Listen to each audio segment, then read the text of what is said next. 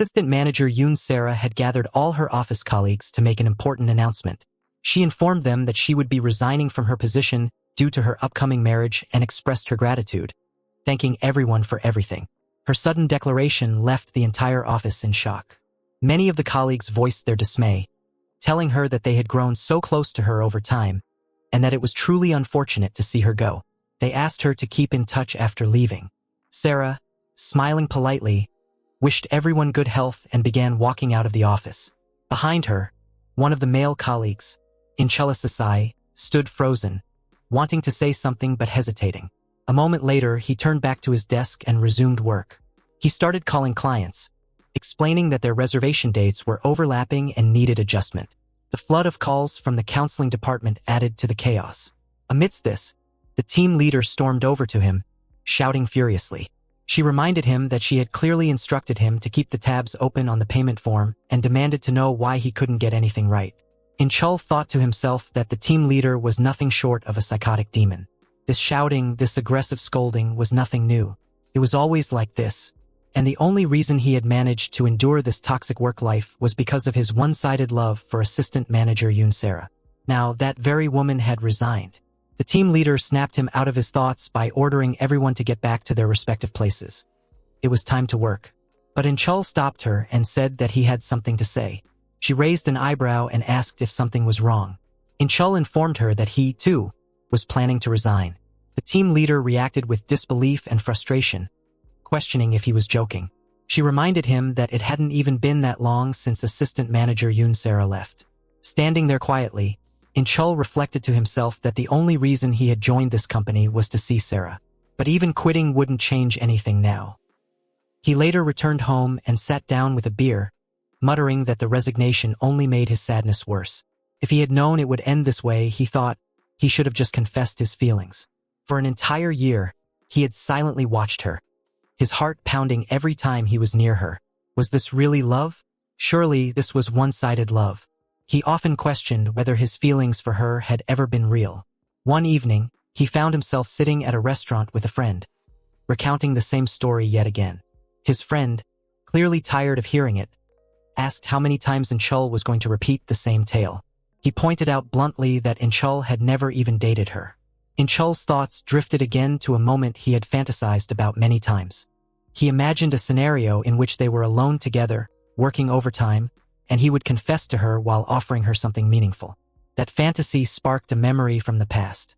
In a flashback, Chul recalled a day at work when he had approached Assistant Manager Yoon Sarah with the intention of confessing. He had started by telling her that she must be exhausted from working overtime.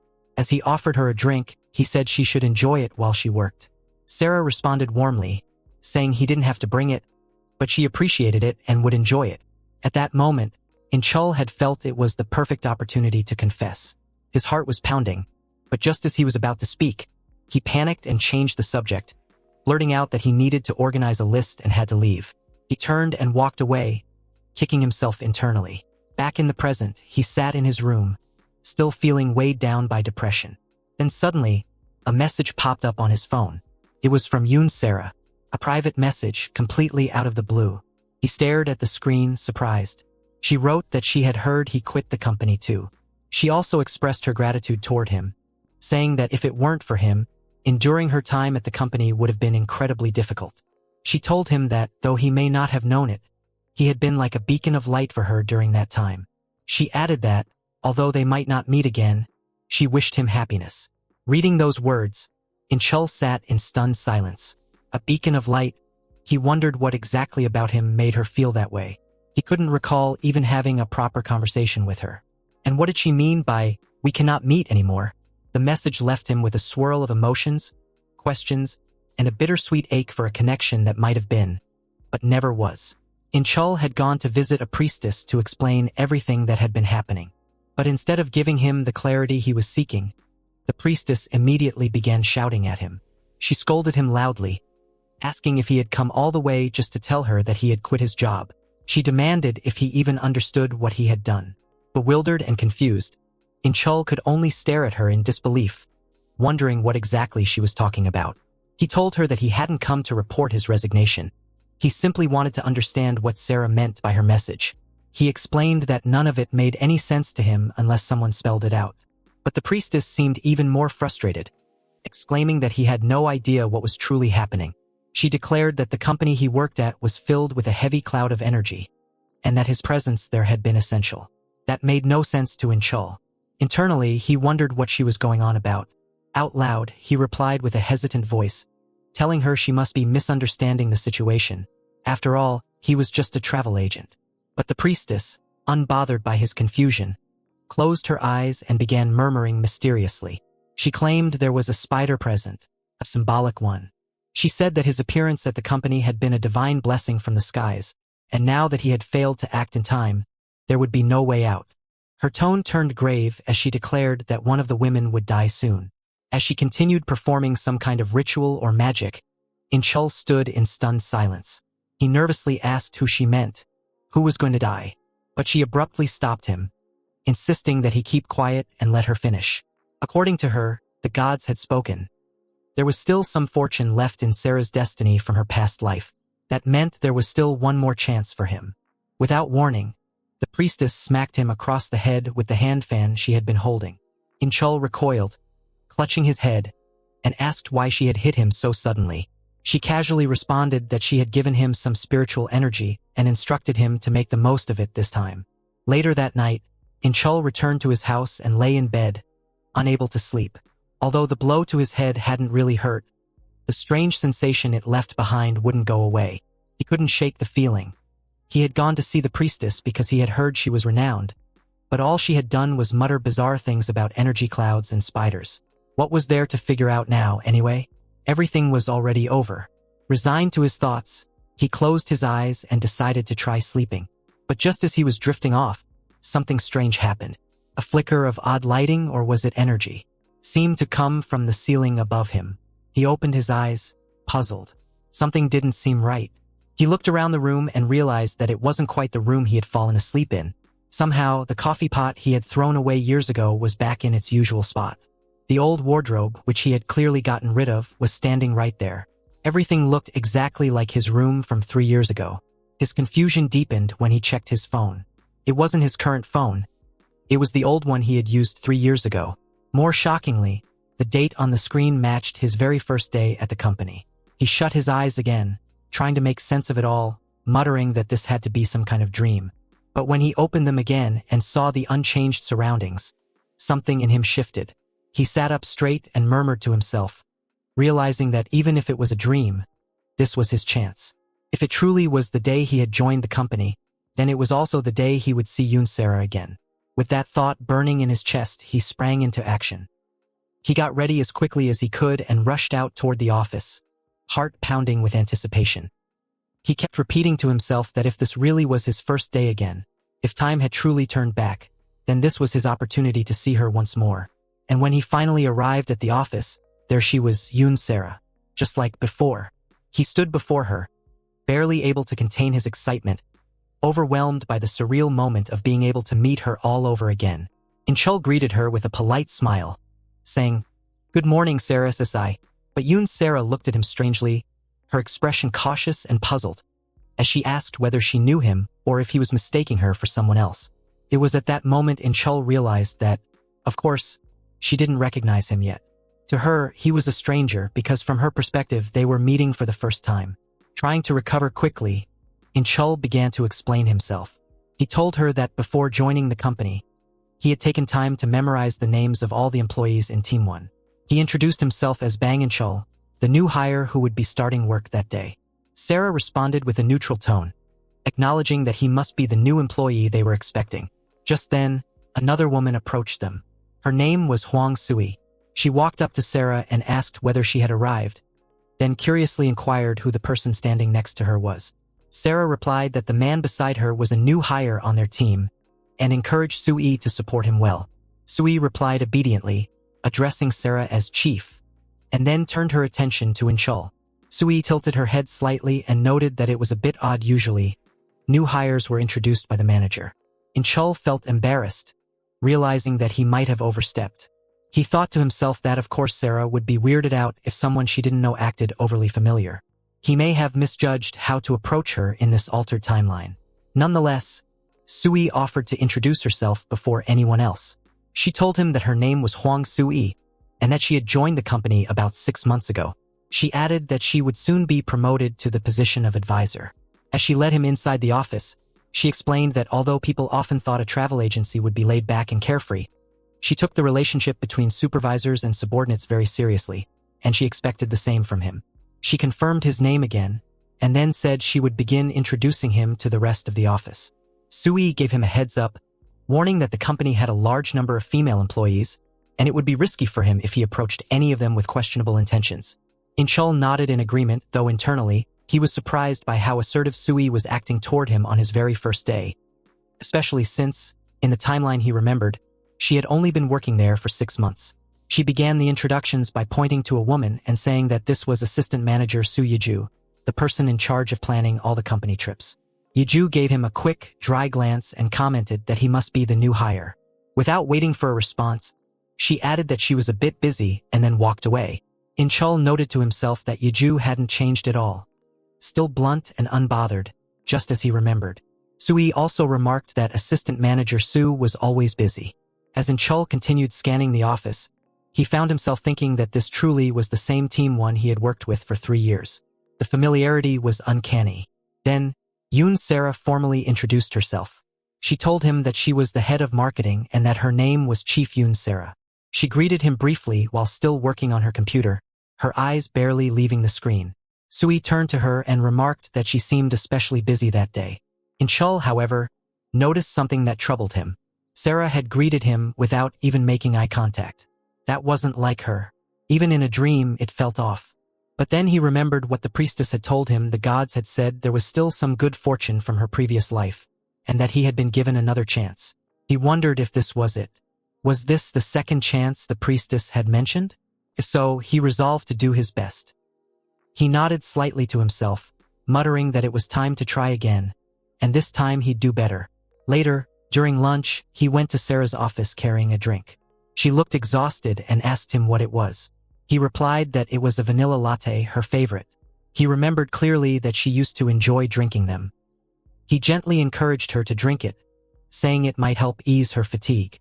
Internally, he hoped this small gesture would leave a positive impression on her, but her response wasn't what he expected. She stared at the cup and told him to take it back. Startled, he asked her what she meant. Her voice rose as she firmly repeated her words, demanding that he take the drink back immediately. Embarrassed and confused, he grabbed the mug again and apologized, his mind spinning. That was not the reaction he had anticipated. Unbeknownst to him, Sarah stood there processing the moment. A question stirred in her mind. How had he known she liked vanilla lattes? Meanwhile, Sui had been watching the entire interaction from a distance. Irritated, she thought to herself how unfair it seemed. She was the one who had been teaching him how to work all day, yet he brought coffee to the chief instead. Walking up to him, Sui instructed Inchul to open Excel. He looked at her blankly and asked what she meant. She repeated herself more firmly this time, telling him to open Excel. There were long lists to manage and plenty of work that required using the software. She added that the new price tables for the vacation packages had just arrived, and it was time to organize them. Inchul got to work immediately, collecting the data and editing the charts. After a while, he asked if there was anything else he needed to do. Watching him work, Sui grew visibly confused. She hadn't expected him to be this skilled. In fact, she found herself wondering how he was even better than her. Sui told Inchul that he didn't need to do anything else for the time being. It seemed like he was quite good at his work. Hearing that, Inchul thought to himself with a slight smirk that of course he was good at it. She had nagged him about Excel for 3 whole years in the past, so it was only natural that he had mastered it by now. Still, Sui wasn't entirely ready to shower him with praise. She warned him not to get too satisfied just because he had handled one task well. He responded respectfully with a yes, Sunbae. She then reminded him that there would be a company dinner that night, a welcome party for the new hires, and he had to attend and join the rest of the team. He nodded enthusiastically, visibly excited. Later that night, the entire office team was gathered around a long dinner table, plates of food and bottles of soju spread out across it. Everyone was enjoying themselves. Inchul, ever mindful, offered pork cheek to the department head and told him it was something he liked. The department head chuckled in surprise, asking how the new hire knew his preference. Inchul responded smoothly, saying that pork cheek was a signature food of the area, and a man like the department head would naturally be familiar with the local delicacies. The older man laughed, clearly impressed with Inchol's attentiveness. Watching the exchange, Sui thought to herself that she really liked this guy. She hoped Inchol would stay with the company for a long time. In her mind, he wasn't just a diligent worker. He also had a way of reading the room, setting the mood, and making everyone feel comfortable. At one point during the dinner, Inchol offered a glass of soju to Sui, encouraging her to have a drink. He mentioned that she preferred soju over beer. She looked at him in confusion, asking how he knew that, especially when it was their first day meeting each other. It didn't make sense to her. Internally, Inchol panicked a little, realizing he had slipped. He thought she was close to figuring out something was off. But outwardly, he kept his composure and told her that he'd simply noticed she hadn't touched the beer all night. So he made a guess. Then he quickly shifted the topic, saying that it wasn't important at the moment. They should just enjoy a drink as co-workers. The table erupted into cheerful chatter as they clinked glasses and continued drinking. Sui kept glancing at Inchol, her curiosity deepening. To her, he was an intriguing person. Someone who seemed clumsy at first glance, the type who might take a while to adjust. But he turned out to be a highly diligent worker who handled everything effortlessly. In fact, around people, he became a completely different person. She couldn't help but feel a growing interest in him. Meanwhile, Inchol felt a quiet satisfaction as he observed the warm and lively atmosphere around the table. Those 3 years he had previously spent in the company weren't wasted after all. Creating this kind of mood now came naturally to him. Encouraged by his success so far, he thought that he would now smoothly make his way over to sit beside Sarah and speak with her. But before he could, Sarah stood up from her seat and addressed the department head, informing him that she would be leaving first. Inchol's heart sank in a wave of panic. This wasn't what he had expected. He silently thought to himself that she couldn't just leave like that. The department head checked his watch, agreed that it was getting late, and told Chief Yoon to get back home safely. He thanked her for the enjoyable meal they had shared. Sarah smiled and said goodbye to everyone, promising to see them the next day. With that, she left. Inchol remained seated, stunned and a bit disappointed that Sarah had left so early. He thought to himself that he hadn't even gotten the chance to say a single word to her. Everything he prepared and hoped for seemed to fall flat in that moment. He continued engaging with the team, offering drinks and trying to keep up the cheerful mood. He presented another glass to the department head, but he couldn't help but think to himself that the department head's favorite wasn't Sui. It was clearly Sarah. His mind wandered again, filled with frustration. One of the co-workers turned to Inchol and asked if he was any good at singing. The question embarrassed him, catching him off guard. He gave a nervous smile, unsure how to respond. 3 hours later, the dinner was wrapping up. Inchol stood up and began saying his goodbyes to everyone. He made sure to respectfully address the department head, wishing him a safe journey home, and told everyone he'd see them again tomorrow. After his polite farewells, he found himself walking alone. Everyone else had either left or was gathering their things. Only Sui remained behind with him. He turned to her and said softly, "Sunbae, I'll be heading out now." He began walking away, feeling a weight of disappointment in his chest. After everything he'd done that evening, he hadn't managed to exchange even a single meaningful word with Sarah. All that effort, and it still felt like nothing had changed. But then, just as he was about to leave, Sui called out to him. She told him that they hadn't had a proper chance to talk yet.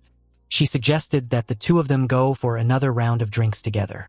Hearing that, Inchol stopped in his tracks, startled. Her words caught him completely off guard. He stood there, surprised, trying to make sense of what she really meant by that. Inchol agreed to the invitation, and the two of them headed to a quiet bar nearby for another round of drinks.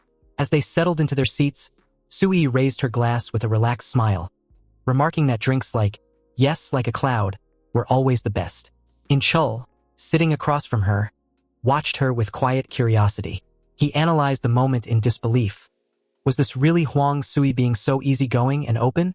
It felt strangely different from the person he had known for years. After they clinked glasses, she picked up the bottle again and offered to pour the next round, saying it was her turn now. He blinked, still surprised by how casual everything felt. But before he could say anything, she told him to stop. He immediately asked what she meant, apologizing without understanding what had gone wrong. Sui let out a soft sigh and told him that since they were the same age, he didn't need to speak to her so formally or distant. She encouraged him to speak comfortably with her and not act so cold. Inchul thought to himself that this side of her so open and approachable was something he never would have imagined.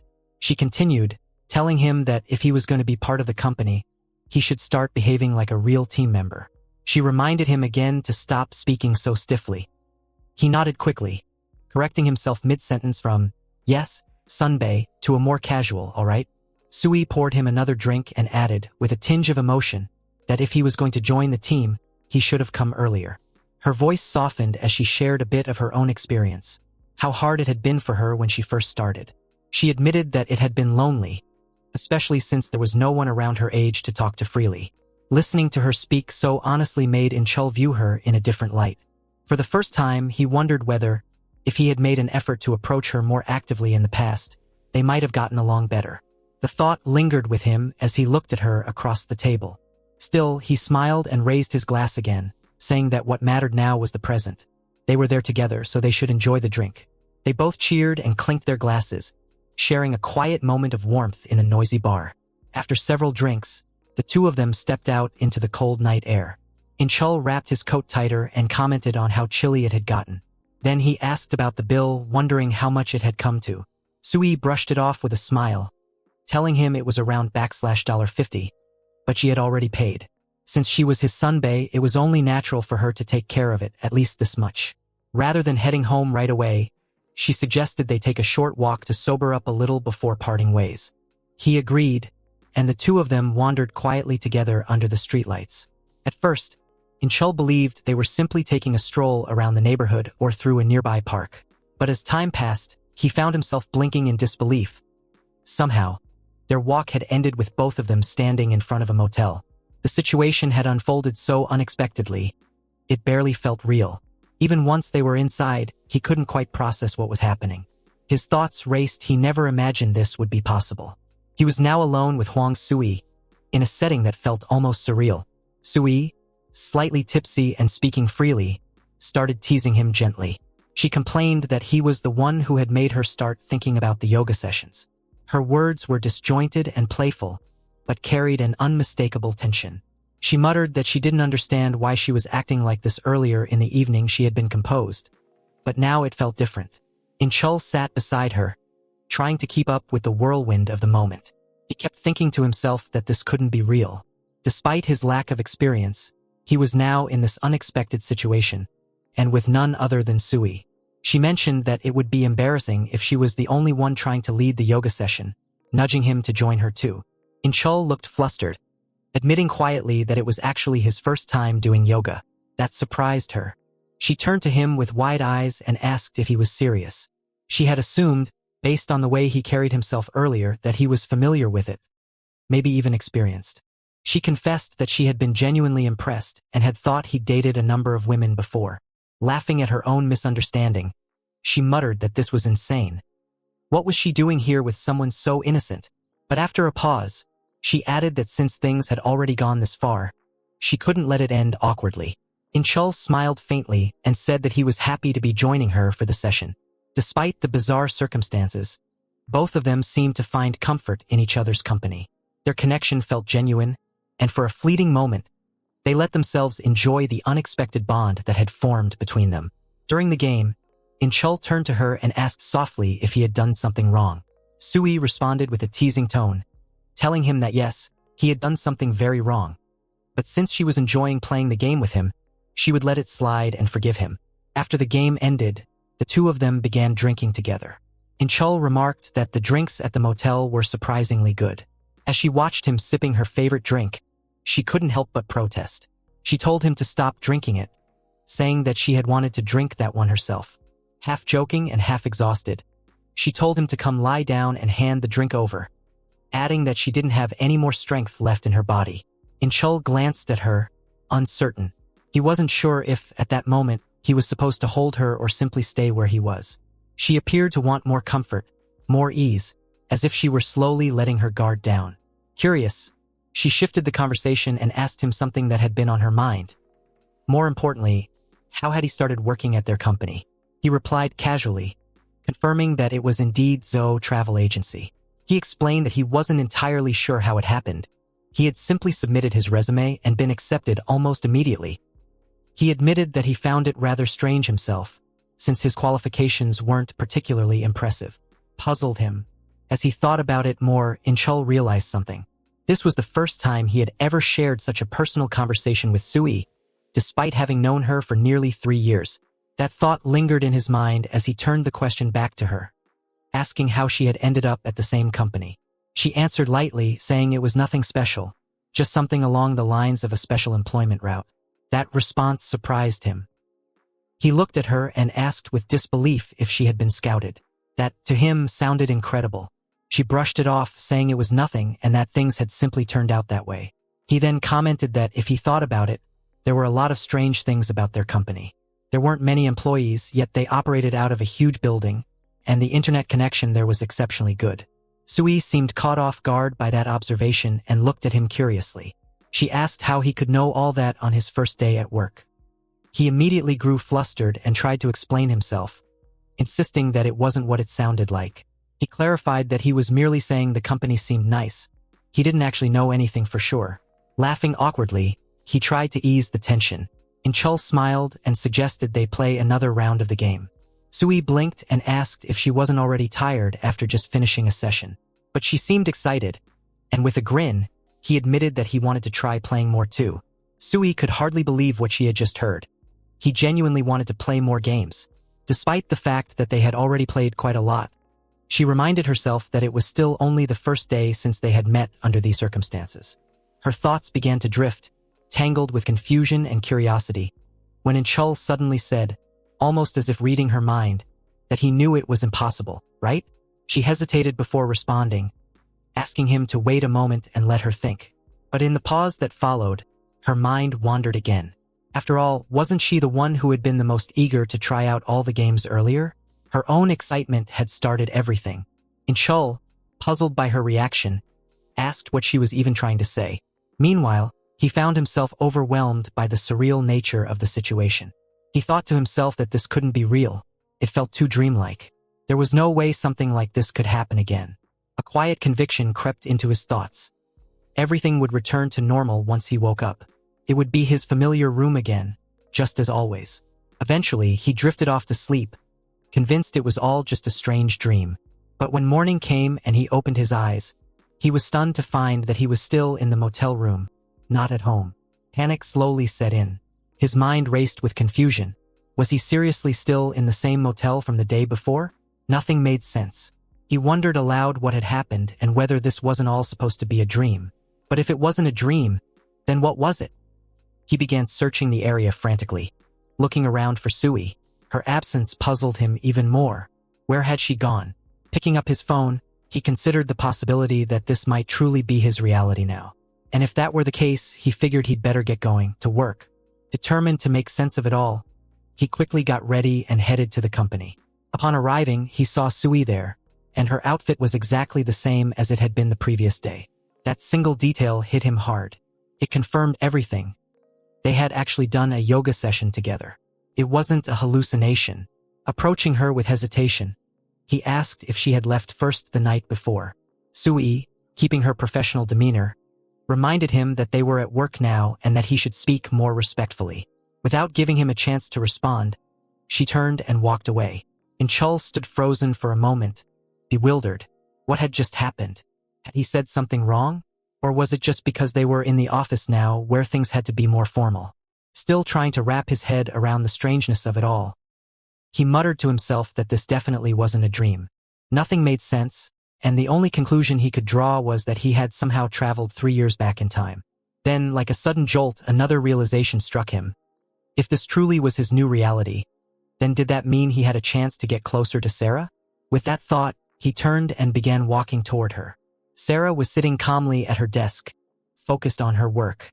Inchul found himself struggling with yet another dilemma. This time, it involved Huang Sui. He kept thinking about how he had gotten involved with her, how they had done yoga together just the day before. It had been his first experience doing something like that, and while it had left an impression on him, his heart still firmly belonged to Sarah, the woman he had always loved. Torn between the two, he asked himself what he was supposed to do now. Could he really just go out with Sui? but ignoring her entirely didn't feel right either. Still, if he pursued anything with Sui, he feared it might be over with Sarah. The situation was far more difficult than he could manage, and he continued thinking helplessly, trying to figure out what path to take. While he was lost in thought, Sarah approached and tried to get his attention. However, he didn't respond, too absorbed in his inner conflict to notice her presence. Observing him quietly, Sarah noticed the tension written all over his face. She wondered if it was because of her. Was it because she had been cold toward him the previous day? The way she had acted had been out of shock, but now she regretted it. Feeling guilty, she decided to take care of her assigned payments first and left without saying anything. As she walked away, the documents and files she was carrying suddenly slipped from her hands and scattered across the floor. Inchul immediately stepped in to help her, apologizing and blaming his clumsiness for not reacting sooner. As they picked up the papers together, Sarah mentioned that she thought some of the data might be missing.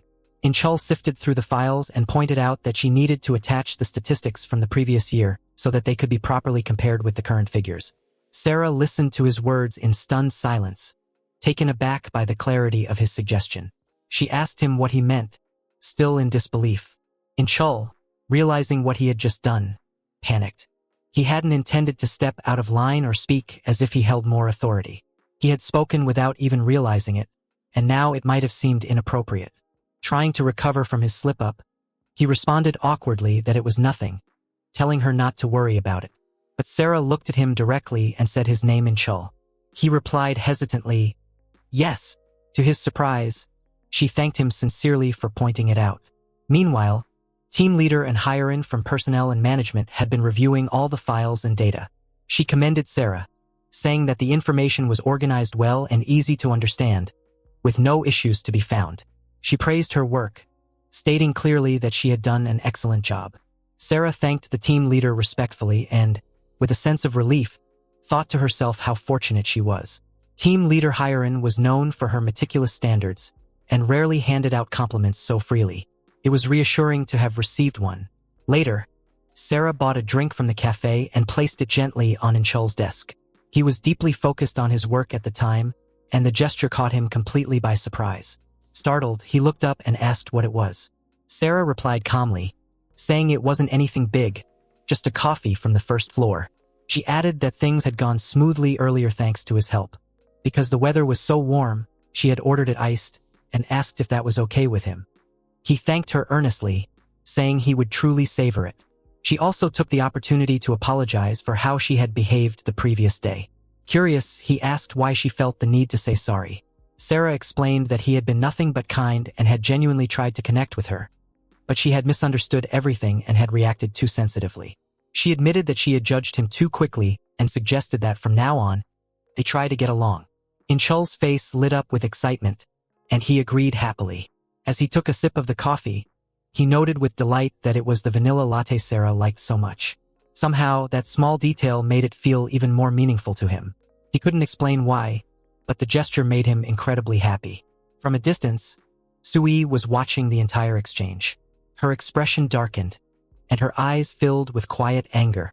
She quickly walked to the restroom, her thoughts churning with frustration. Seeing Inchul smiling so brightly with the chief made her wonder if, to him, she had just been a temporary distraction, a way to pass time. Back at the office, Inchul continued to focus on his work and performed impressively. As the workday came to a close, the department head announced that he would be leaving first. Before leaving, he told Inchul to wrap things up and head home soon as well. Inchul nodded and replied with a respectful, "Okay, sir," and the department head turned back to the office, wishing everyone a safe return home before departing.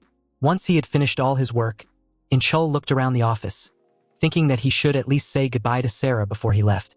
As he scanned the room, he wondered where she had gone. Just then, Sui appeared and confronted him, asking if he was already planning to go home.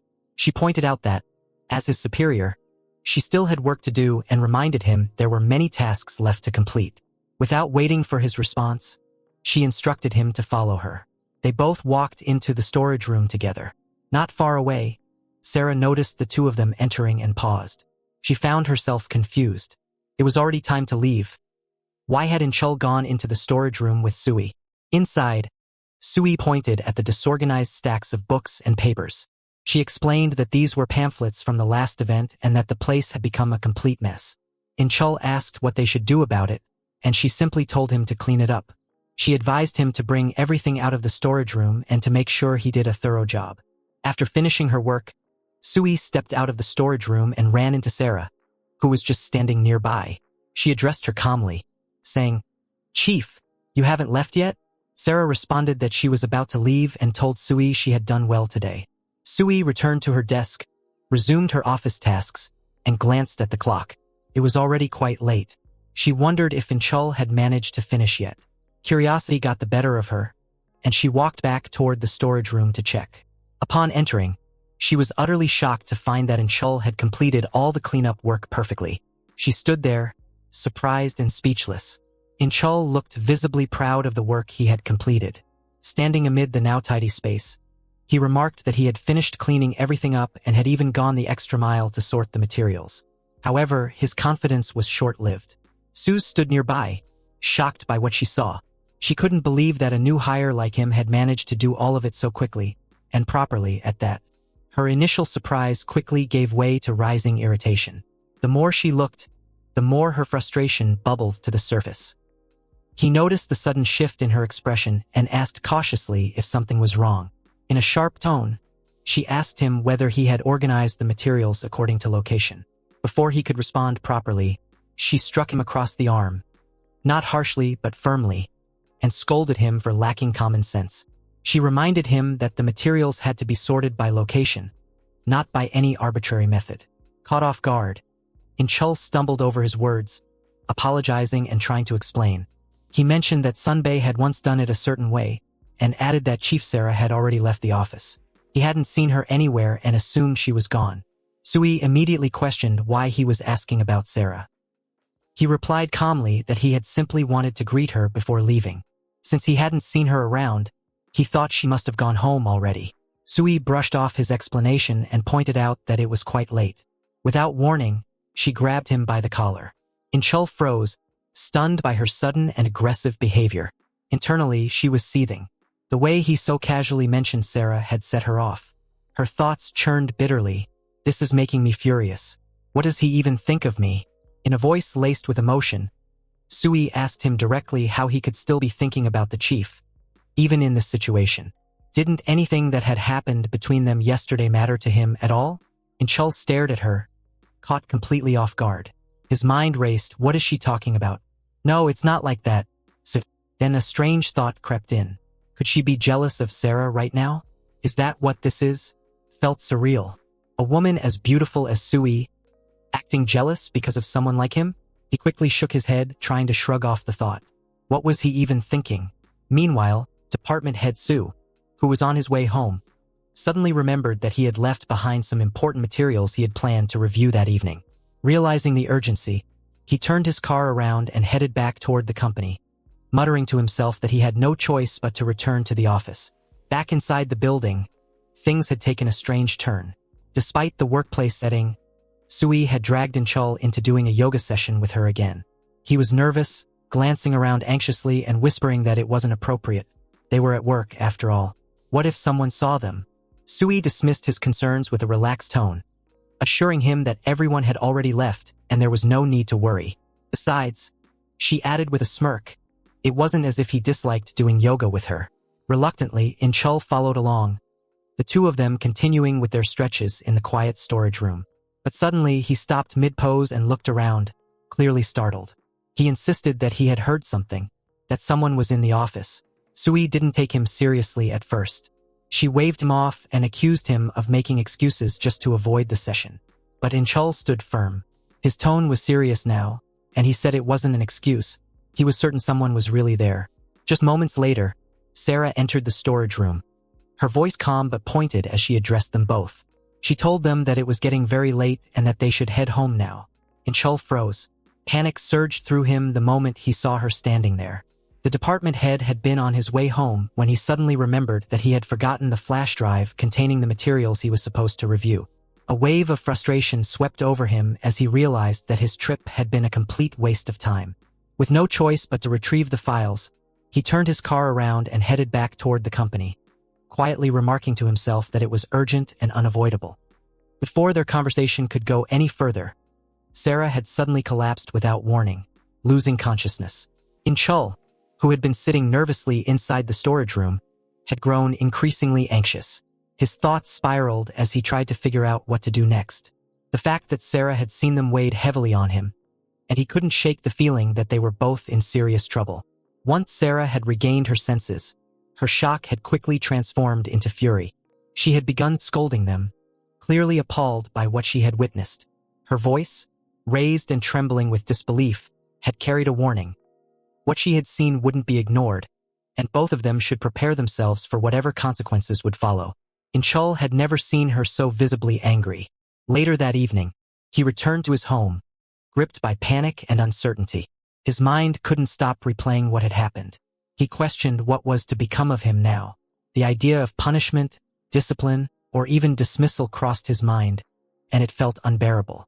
What unsettled him most was the look Sarah had given him. A glare filled not just with disappointment, but with disgust. He couldn't recall ever seeing that expression from her before. To him, it felt like everything was already over. Whatever second chance he'd been granted had now completely slipped away. Lying on his bed in a haze of despair, he felt lost. His thoughts churned restlessly. He didn't know what to do or where to go from here. Morning eventually arrived, but it brought no relief. He lay still, dreading the idea of returning to work. He muttered to himself, questioning if he really had to go back, especially when being fired now felt inevitable. And yet, part of him figured that if termination was coming, he might as well face it head-on. As he reached for his phone to check the time, his eyes locked onto the date displayed on the screen. A rush of confusion and fear overwhelmed him as he stared in disbelief. The date hadn't changed. It was the same as his first day at the company. Panic set in as he questioned whether he was hallucinating. He began shouting in a mix of shock and frustration, loud enough that his neighbor banged on the wall, asking him to keep it down. He apologized quickly and tried to steady himself, but his thoughts were racing. If this was truly his first day again, had time reversed itself? Was it because of what had happened yesterday? None of it made sense, but he knew one thing for certain. He had to get back to the company immediately. Upon arriving, he was met by team leader and Hiren, who didn't bother hiding her disappointment.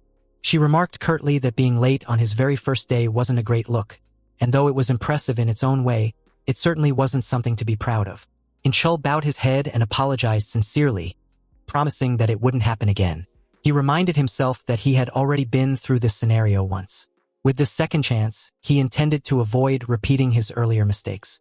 The team leader sighed, saying that under ordinary circumstances, she would have sent him home then and there. But since it was technically his first day again, she decided to overlook it. She then summoned Sarah and asked her to introduce Inchul to the rest of the staff and take responsibility for his onboarding.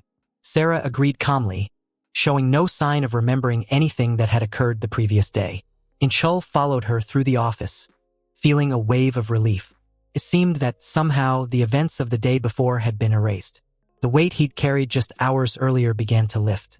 Sarah had explained that the team leader had no patience for people who made excuses, and quietly remarked that he had handled the situation well. She then formally introduced herself as Yoon Sarah. The name echoed in his mind. It felt familiar, and yet distant, like he was being given a fresh start. It dawned on him that this really was a reset.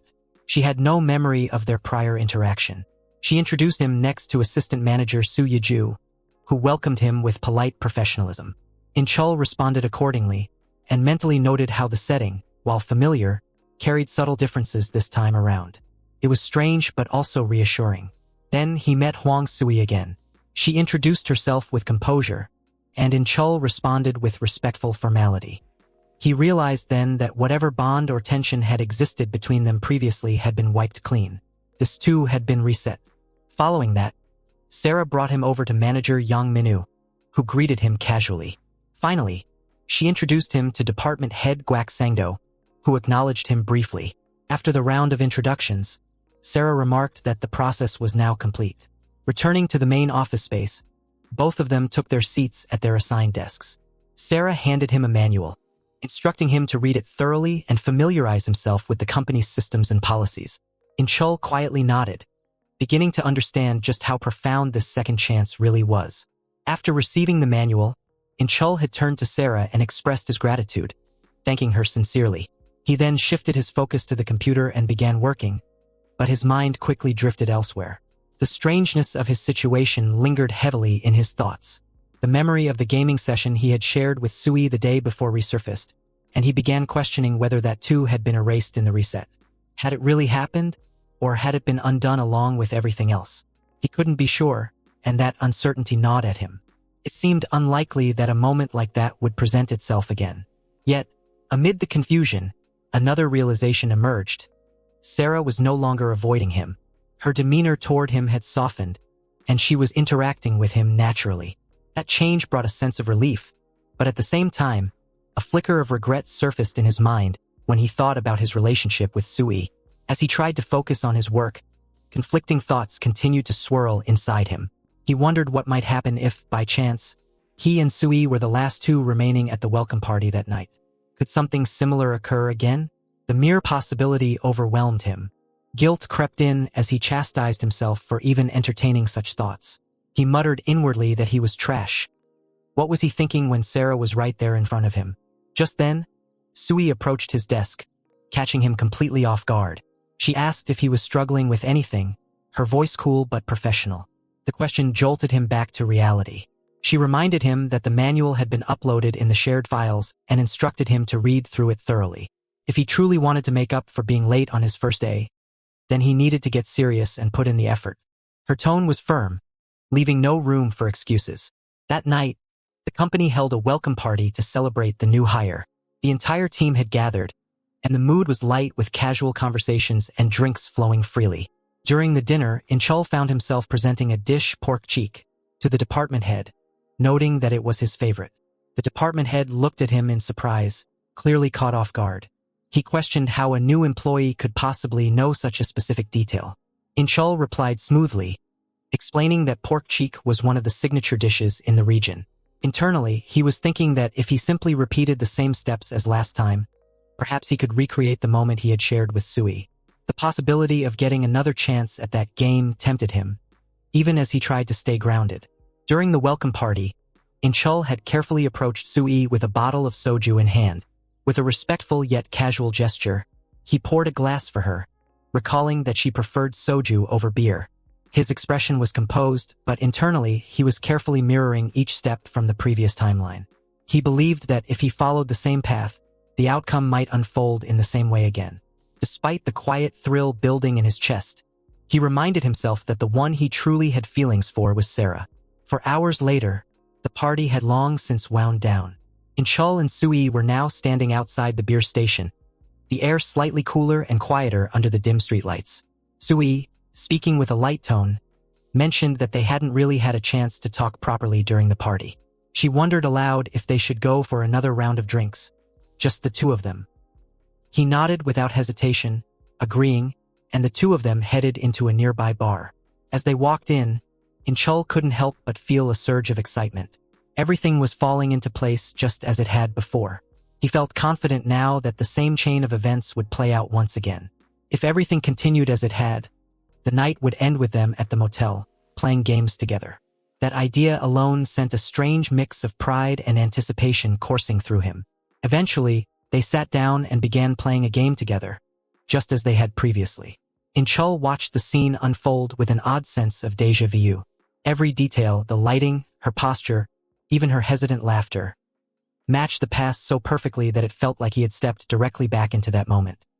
He found himself grinning subtly, almost amused by how precisely things were repeating. The fact that Sui was sitting across from him, showing the same bashful reactions as before, filled him with a quiet satisfaction. He likened the situation to using a cheat code. He already knew the outcome, and the sense of control was both surreal and thrilling. On the other side, Sui was watching him with a puzzled expression. Something about his playing style felt oddly familiar. It was as if he already knew her weak points in the game, where she would slip, how she would react. She began to question it in her mind, wondering if it was just coincidence or something more intentional. Inchul, watching her closely, found her confusion amusing. The next morning at the company, Inchul ran into Sui as soon as he arrived. He greeted her, slightly sternly reminding her that they were at work and she should speak respectfully. Internally, he reflected on his previous mistakes, realizing that last time he had been careless and not cautious enough in his behavior. Determined to do better this time, he resolved to be more careful. Despite his polite greeting, Sui ignored him and walked away without responding. Inchul thought to himself that if he focused properly today, perhaps he could finally improve his relationship with Sarah. Sitting down at his computer, he prepared himself to work diligently. He expected the day's routine to unfold similarly to before. He imagined Sarah would prepare the report again, but suspected it might be flawed, leading to a repeat of previous problems. Indeed, his prediction was accurate. Sarah soon pointed out that some essential data was missing. Inchul calmly suggested that she include statistics from the previous year to provide context and strengthen the report's quality. Sarah was impressed by his insight, and this encouraged Inchul to maintain a professional attitude throughout the day. He modestly told her it was just a thought he wanted to share in case it would help. She thanked him sincerely and went off to submit the report to the team leader. Inchul felt a quiet sense of pride, imagining that, just like last time, he might be rewarded with a vanilla latte. Everything seemed to be unfolding according to his hopes. But then, he noticed Sui watching both of them from a distance. A pang of concern hit him and he sighed inwardly, thinking, "Not again." Sui announced she was leaving and walked away. Inchul worried that if Sui became jealous again, as she had during the previous tense incident in the storage room, it could cause trouble. He promised himself he would do whatever it took to prevent that from happening again. Later, as the department head prepared to leave for the day, he wished everyone a safe journey home and said he would see them tomorrow. Inchul was filled with excitement and pride, believing he had finally shown Sarah his best side, and hoped he could leave without any awkwardness. But just then, Sui approached him unexpectedly and asked if he could help her with some urgent tasks. Despite feeling reluctant and questioning why she was involving him again, Inchul agreed. She led him toward the storage room and asked him to finish all the work there. Inchul hesitated and asked if it really had to be done immediately. Sui teased him playfully, accusing him of trying to avoid work like a typical new hire. He quickly denied the accusation but couldn't stop worrying. He feared that if things continued this way, the awkward incident they had shared before might repeat itself. Inchul firmly insisted there was no need to relive that situation again today. Sui smiled and said it would be better if they spent some quality time together. Just the two of them. Inchul was taken aback by her unexpected words and felt a rush of embarrassment, unsure how to respond. As they worked side by side in the storage room, Inchul found himself more aware of Sui's presence than usual. He noticed the way she glanced at him from time to time, her expression softer than before. The silence between them was charged with unspoken feelings and tension. Inchul's thoughts raced. He questioned whether Sui's behavior was jealousy, a desire for closeness, or something else entirely. His heart beat faster, and he struggled to focus on the tasks at hand.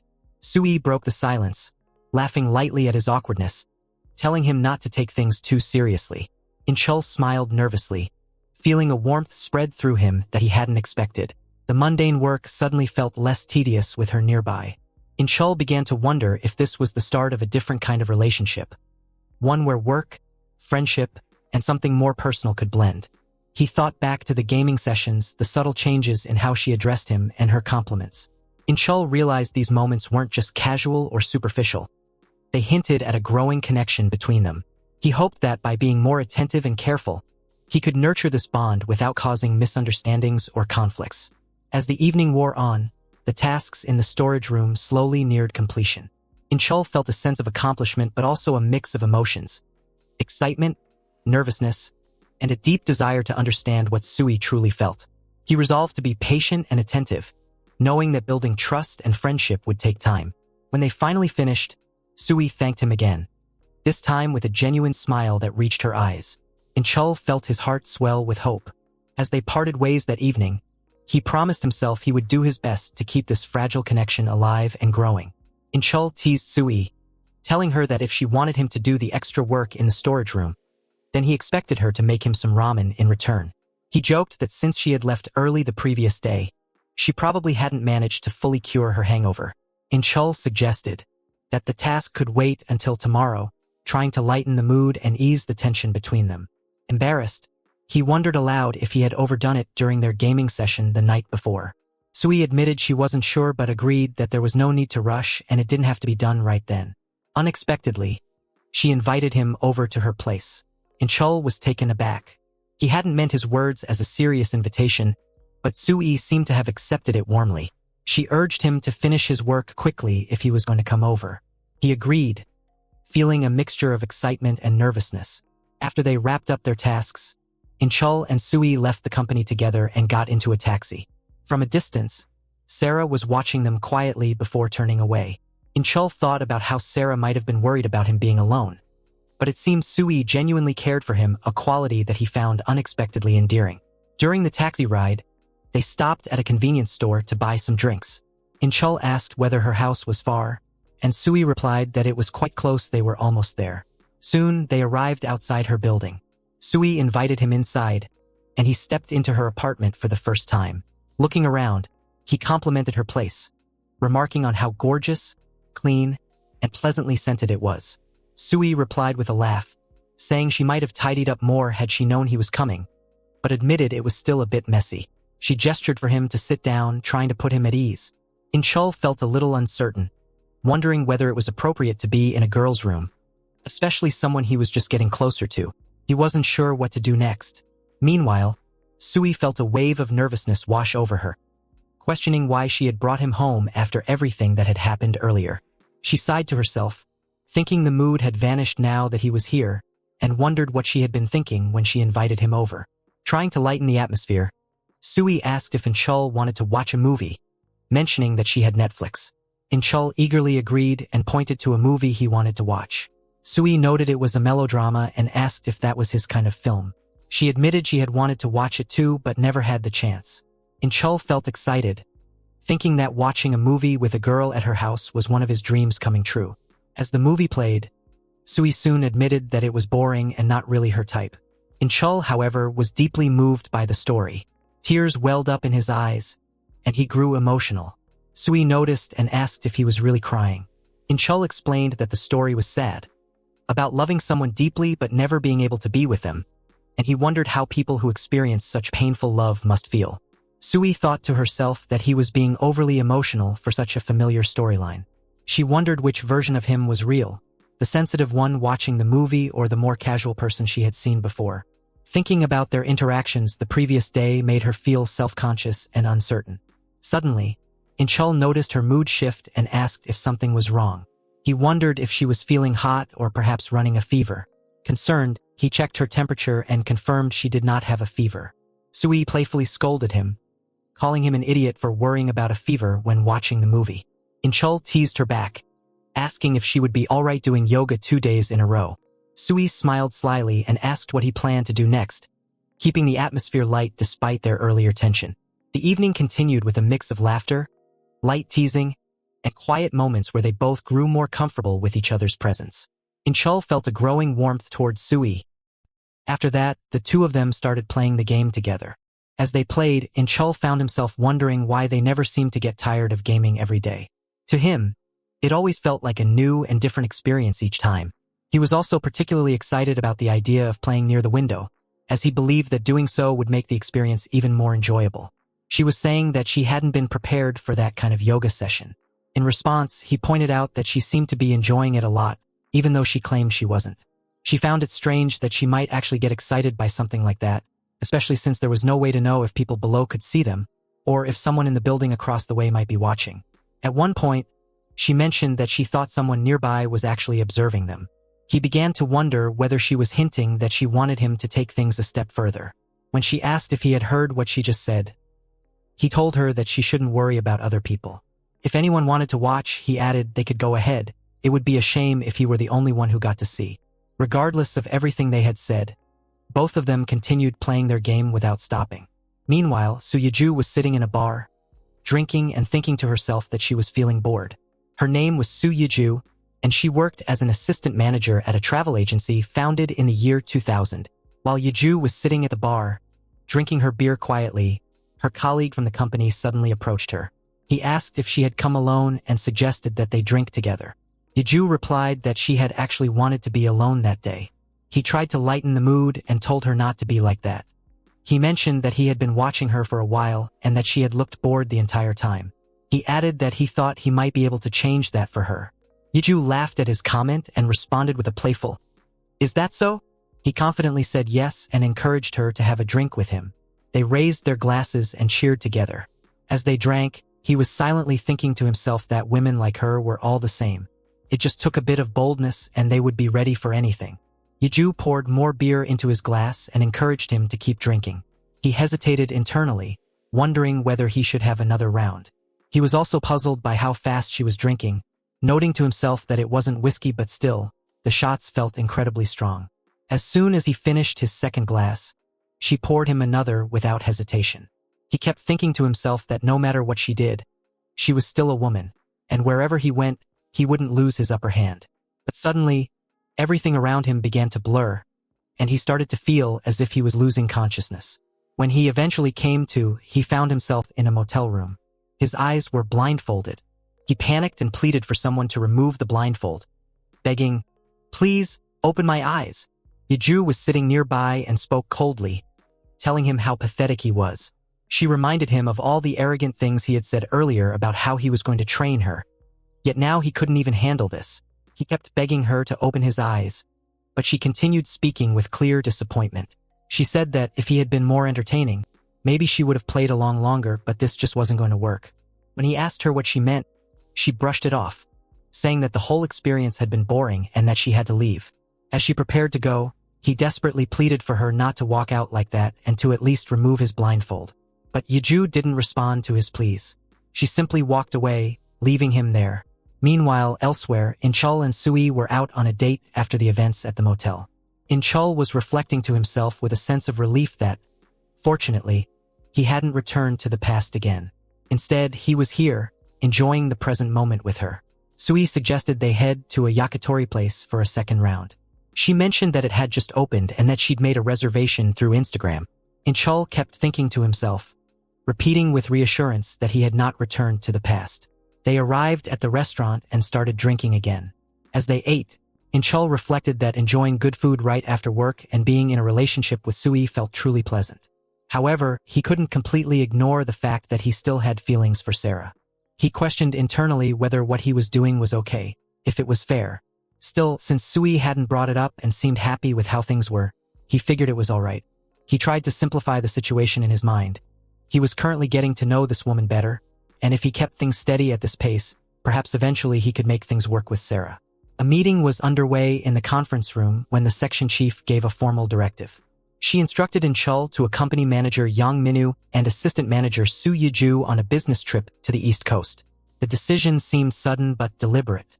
About 30 minutes earlier, the meeting had commenced with Yang Minu taking the lead in presenting the agenda. With poise and confidence, he introduced the analysis of domestic travel trends for the current quarter, laying out a series of important points. Despite the significance of the presentation, Inchul's mind was somewhere else entirely. He sat at the table, nibbling absent-mindedly, but failed to focus on a single word being said. His thoughts were lost in the memories of the previous evening, which, for him, had been unforgettable. The night had been filled with laughter and excitement, especially during the gaming session he shared with Sui. He couldn't stop thinking about it. The moment was replaying vividly in his head, leaving him wondering whether she would invite him over again today. Sarah, seated nearby, noticed Inchul's wandering attention. She leaned in slightly and reminded him to stay alert, warning that the section chief might assign him a briefing at any moment. Snapping back to the present, he nodded and assured her with a quick, "Okay," while silently appreciating her concern. He thought to himself how considerate Sarah was being, looking out for him even in such a formal setting, and the moment felt almost surreal. Everything seemed perfect to him, like he was floating in his own little paradise. After Yang Minu concluded his briefing, the section chief commented that his plan would be used as the foundation for future developments. She had been observing the room and couldn't help but notice Inchul's lack of engagement. Turning her attention toward him, she directly questioned why he seemed so distracted. Her tone was calm but firm, asking whether he believed the subject matter didn't require his attention. Caught off guard, Inchul hesitated for a second before replying. He denied any disinterest and claimed that he had simply been taking time to organize his thoughts. The section chief raised an eyebrow, clearly not satisfied with the vague answer, and challenged him further. She asked him to share exactly what he had been thinking about if he had, in fact, been reflecting on the discussion. Under pressure, Inchul managed to gather his composure and began to speak with newfound seriousness. He explained that based on Manager Yang's plan, the East Coast had emerged as a rising hotspot due to its ease of accessibility. He stated that the core objective moving forward should be to design attractive travel courses and identify a target demographic accordingly. His response was surprisingly articulate. Su Yiju contributed to the discussion, suggesting that the MZ generation would be the most suitable target group. Inchul picked up the thread and elaborated further, pointing out that the location had gained traction after featuring in a recent trending drama, making it even more appealing to modern travelers. He added that if the strategy was implemented effectively, it would create a compelling opportunity to draw in the right audience and simultaneously boost the company's popularity and visibility. His response left an impact. Everyone in the room, including those who had doubted him, appeared impressed by his insight and delivery. Su Yiju, still slightly surprised, remarked that it was not a bad suggestion coming from someone new to the team. Blushing slightly, Inchul expressed his gratitude and thanked her humbly. Satisfied with how things had unfolded, the section chief finalized her decision, instructing that Inchul would join manager Yang Minu and assistant manager Su Yiju on the business trip to the East Coast. Her tone made it clear that this was not up for debate. However, Yang Minu raised a polite objection. He pointed out that Inchul was still relatively new to the company and suggested that it might be too early for him to take on a field assignment of that nature. The section chief responded by acknowledging his concern but maintained her stance. She stated that Inchul wouldn't be taking the lead on any major tasks, but he could still be helpful in scouting the area and supporting their efforts. She reminded them that, with only 2 people, having an extra hand could prove to be quite valuable. Though there was an air of resistance from some of the other team members, the section chief quickly clarified that Inchul would primarily handle minor tasks. Her real intention was to give him some first-hand field experience. Yang Minu accepted the directive respectfully. After the meeting concluded, Inchul found himself in the restroom corridor where he ran into Sui. She looked worried and confronted him immediately. She questioned what exactly had happened earlier, referencing the yoga session they had done together to relieve stress. She pointed out that if others had seen them, the situation might have been easily misunderstood. Her words struck a nerve. Inchul responded by asking what he had even done wrong and confessed he genuinely didn't understand the issue. Sui, clearly upset, told him that he had been smiling from ear to ear while looking at Chief Sarah during the meeting. That, she explained, had annoyed her. Visibly shocked, Inchul denied it vehemently. He insisted that it wasn't what she thought and clarified that there was absolutely nothing going on between him and Sarah. Despite his denial, he cautiously asked if Sui was, perhaps, feeling a little jealous. Internally, he couldn't help but notice how cute she looked when she was upset. Still fuming, Sui asked him if he was seriously thinking about the chief in that kind of situation. The comment hit him hard, and in that moment, a flashback triggered in his mind. He recalled the previous evening when Sarah had told both him and Sui to head home. Returning to the present, he recognized how tense things had become. Realizing he needed to shift the tone quickly before things got out of hand, he gently took her hand and tried to change the topic. With a slightly teasing voice, he called her an idiot and told her she was misunderstanding everything. Trying to lighten the mood, he explained that the only reason he had noticed the chief was because of her perfume. It had smelled nice, and he was thinking about buying the same one for Sui. She looked at him skeptically and asked whether he was genuinely thinking about perfume at that moment. He confirmed that it was exactly that. Internally, he sighed in relief, feeling that he had successfully turned the situation around. With confidence, he told himself that he had reversed the tension and steered the moment in his favor. He then casually mentioned that they needed to continue playing their game. Sui looked at him like he had lost his mind and reminded him that they were still at the office. She scoffed at his timing and went to touch up her makeup, muttering that she looked like a complete mess. Inchul couldn't help but laugh, saying that it was all because he liked her so much. She told him to stop speaking nonsense and ordered him to follow her. With a playful smile, he replied with a cheerful "okay," and followed along. Unbeknownst to both of them, Su Yiju had been standing behind the nearby staircase, watching the entire scene unfold. She had overheard their conversation from the very beginning and found herself quietly laughing at the drama. As she stood there alone, she thought to herself how amusing and adorable the two of them looked together, their chemistry undeniable even when they bickered. It was finally the exploration day.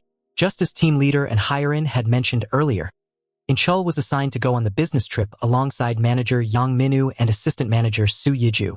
The three of them were now seated inside a car, heading toward their designated destination. It was the first time Inchul was going on a trip with them, and though he appeared calm on the outside, his mind was active with thoughts. As they drove, Inchul began reflecting on the people accompanying him. He thought of manager Yang Minu, who had always been a dependable and easygoing sunbae at work. Even in the past, Minu had a reputation for making the work environment more relaxed and tolerable, second only to Sarah in that regard. Then there was assistant manager Su Yiju. Although she mostly worked in the design department, Inchul realized that he had no clear impression of her personality. Not before the trip and not even now, despite being seated so close to her. Midway through the drive, the car pulled into a station to refuel. Yiju stepped out and informed the others that she was going to use the restroom. Minu smiled and casually told her to go ahead. The moment she disappeared from view, Minu turned toward Inchul and spoke in a more serious tone, advising him to be cautious and keep his distance. He asked if Inchul understood, to which Inchul responded with a light laugh and a nod, indicating that he got the message. As they waited, Inchul's thoughts drifted back to the recent past. He recalled what had taken place the previous weekend. Since Sui already had plans that day, he had decided to spend the evening at home, playing video games. As he left the company and made his way home, something unexpected caught his attention. From a distance, he noticed manager Yang Minu and assistant manager Su Yiju sitting together in a restaurant. It had struck him as odd. Why were two senior employees meeting separately at that hour? Curiosity got the better of him, and as he looked closer through the window pane, he accidentally locked eyes with Minu, who had seen him through the restaurant mirror. From inside, Minu subtly gestured using improvised sign language, clearly telling Inchul, "You saw us, but don't say a word, or else." Inchul had been stunned by the moment. Shocked, but without much of a choice, he simply nodded in acknowledgement. Reflecting on it now, he still found it hard to believe. He had never imagined that Minu and Yiju might be involved. Though he admitted he wasn't in a position to judge anyone, the possibility had genuinely never crossed his mind. He hadn't even considered that there could be something going on between them. Returning to the present, the three of them were back on the road. As they drove along the scenic coastline, Inchul glanced out of the window and commented on how beautiful the sea looked. Minu responded with a casual acknowledgement, asking if that was so. A moment later, Inchul turned around to speak to the assistant manager, encouraging her to take a look at the view as well, only to find her sleeping peacefully in the back seat. Minu took the opportunity to redirect Inchul's attention. He advised him, almost like an older brother would, that it would be wiser to keep his eyes forward. Slightly embarrassed, Inchul apologized and then, hesitating a bit, brought up a question he had been holding in. He asked the manager how he and Yiju had ended up together. With a chuckle, Minu admitted that he had made the first move. Inchul expressed mild surprise, prompting Minu to explain further. He said that given Yiju's personality, he hadn't expected things to work out, but she had told him to behave comfortably around her. And from there, their relationship naturally progressed. Inchul, still processing it all, silently reflected on how unexpected the whole thing was. To think that the laid-back manager had this side to him, and that the seemingly high-standard assistant manager was this approachable, it all felt unusual. He had always assumed her standards would be sky-high, but apparently, she was much more down-to-earth than he'd believed. Shifting the focus, Minu informed him that they would first hold a meeting with the interested parties and then head to the lodge. Inchul nodded in understanding, but just as he was about to ask another question, his phone began to ring. Curious, he looked at the screen and noticed a message from Sui. It simply read, "Call me when you arrive." 2 hours later, the scheduled meeting had ended. Minu, stretching his back and loosening his collar, joked that in-person meetings only took about 30 minutes, whereas phone calls dragged on for hours. He let out a hearty laugh, clearly relieved that the face-to-face part was done. Inchul then asked where they would be staying. He assumed it would be a standard B&B. Minu responded by teasingly questioning whether coming all the way to Gangneung just to stay at a B&B wouldn't be a bit of a waste. He added that he had made other arrangements and had reserved a different kind of place for them. Soon, they arrived at a picturesque accommodation. As they stepped out, Inchul's face lit up with excitement and admiration. The place was stunning. He expressed his amazement, complimenting the choice and calling it incredible. Minu turned to Yeju and asked whether the place was to her liking. She replied that it was truly pretty. Inchul, still impressed, commented on how big their company's budget must be if they were able to reserve such a beautiful lodge. Laughing at the misunderstanding, Minu corrected him, revealing that it wasn't a company expense. It was paid from his own pocket. Inchul's eyes widened in surprise at the revelation. Minu then instructed him to leave their luggage there for the time being. At that moment, Yeju asked if she could freshen up and take a shower. She mentioned that since they had been out since morning, her body felt sticky. Minu told her to go ahead. Once she disappeared into the shower, Minu turned to Inchul again and said it was time for them to get ready. Inchul, confused, asked what they needed to prepare for. Minu replied that since they had come all the way here with Yeju, they should make the most of it by eating something delicious. He said he would begin setting things up at the lodge and instructed Inchul to go out and buy some meat and alcohol. He emphasized that Inchul already knew the drill, especially about picking up pork neck. Inchul groaned and asked why they had to drink, thinking to himself that Minu could never handle his alcohol properly. Every time they drank, it was always Inchul who ended up looking after him. Nevertheless, he set out to gather all the groceries. As he walked away from the lodge and toward the local market, a thought crept into his mind.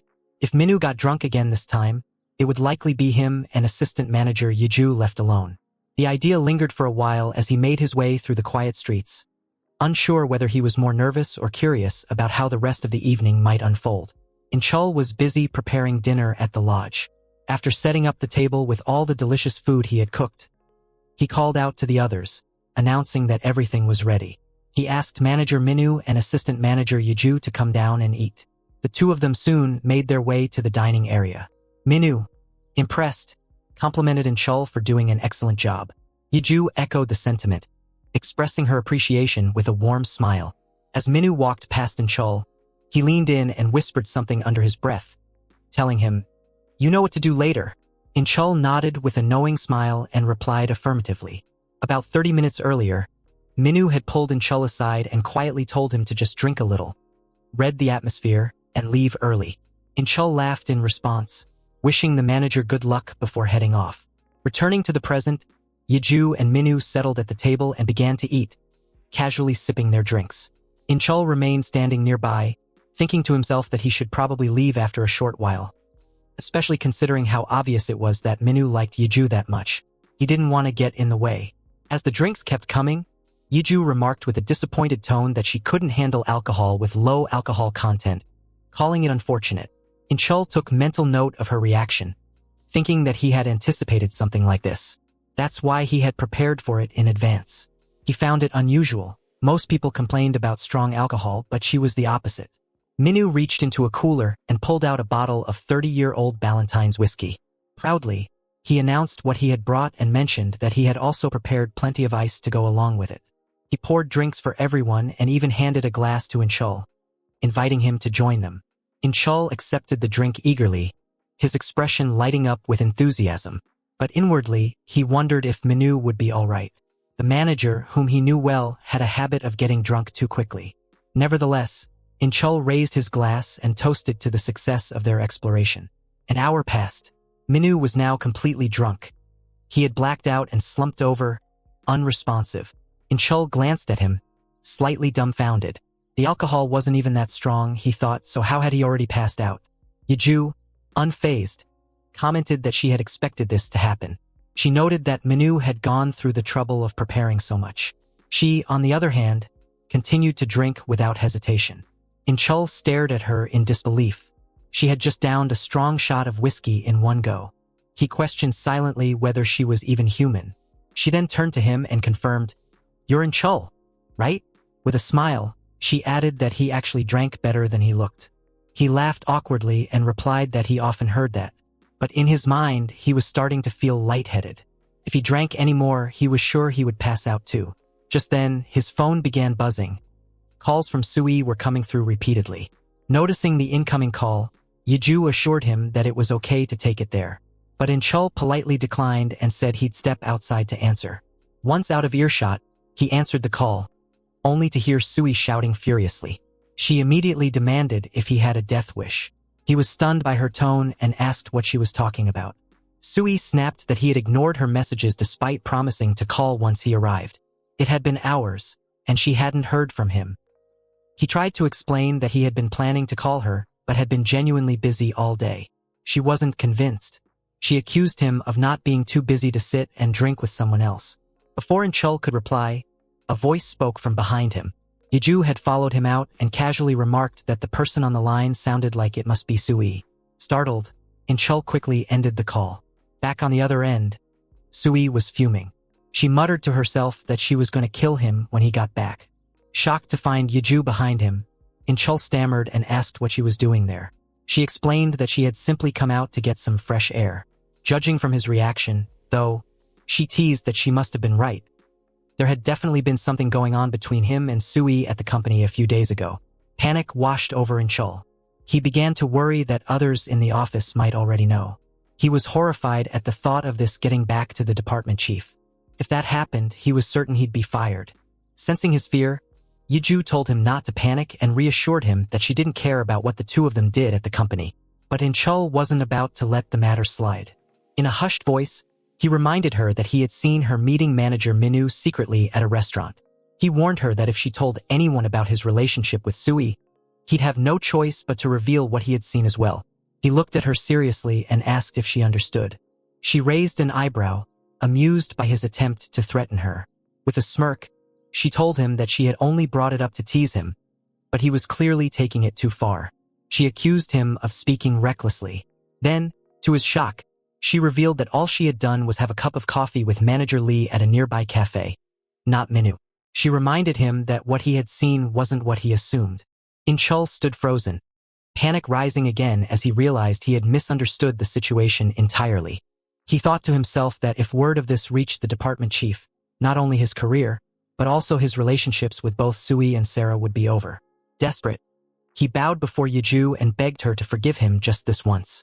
He promised to do anything to keep the situation under wraps. He repeated that he hadn't meant to be sneaky. He had just been trying to protect himself. Yeju paused, intrigued by his desperate plea. Her expression changed slightly. She asked him to repeat himself that you just say you'd do anything for her? Cautiously, he confirmed that yes, he would. She nodded thoughtfully, then tilted her head. With a mischievous glint in her eyes, she asked him to bark. He blinked in confusion. What? She repeated herself. She wanted him to bark like a dog. Inchul stood frozen, his mind spiraling. He thought to himself, is she serious? Is this woman insane? But then, weighing the consequences, he realized that if he could get through this moment without any fallout, it might just be worth the embarrassment. He told himself he had already messed up. He had to own it. And so, without another word, he began to bark. Yeju looked at him, equal parts amused and bewildered. She muttered to herself, wondering what was wrong with him. He was actually doing what she said. She had never expected him to go that far. But it was so unexpectedly entertaining that she couldn't help but laugh. The situation had turned into something far more amusing than she had anticipated. Inchul remarked that it should be enough for her and began to reflect on how disturbingly wicked her behavior became after she had been drinking. Just then, Yeju called out to him, asking him to come over. He responded with slight irritation, questioning what it was now, addressing her as the assistant manager. To his surprise, she invited him to play a game with her. She questioned why he was just standing there staring, and without hesitation, instructed him to lick her foot. Inchul was appalled at the request, visibly disgusted, and quickly apologized. However, she insisted he do as she said, mocking him by asking if he was some kind of retard who couldn't understand Korean. Though hesitant, he still muttered his resistance, and internally he began questioning her sanity. At the same time, a strange thought crossed his mind, wondering if, in fact, many guys would be willing to do something like this for a woman like Yeju. He concluded with frustration that he wasn't sure what to think anymore. Yeju continued asserting her control, telling him he was doing well and to keep it up. Inchul, on the other hand, was growing increasingly uneasy, thinking that she had completely lost her mind. He regretted ever getting involved with her, believing that had he stayed away, none of this would have happened. Despite his discomfort, he knew he had to carry on properly, fearing that she might expose his secret if he defied her. Though she was clearly bullying him, he reluctantly followed every command she gave. Meanwhile, Yeju began observing him with curiosity, thinking to herself that she had expected him to make excuses and back out. It surprised her to see that he wasn't exactly right in the head either. Amused and intrigued, she decided to provoke him further. On the other hand, Inchul realized the situation was spiraling out of control. He thought that if he didn't push back now, she might feel entitled to order him around like this again. Gathering his thoughts, he addressed her firmly, calling out to the assistant manager. But before he could say more, she abruptly told him to shut up. Despite his attempt to take control, she continued tormenting him.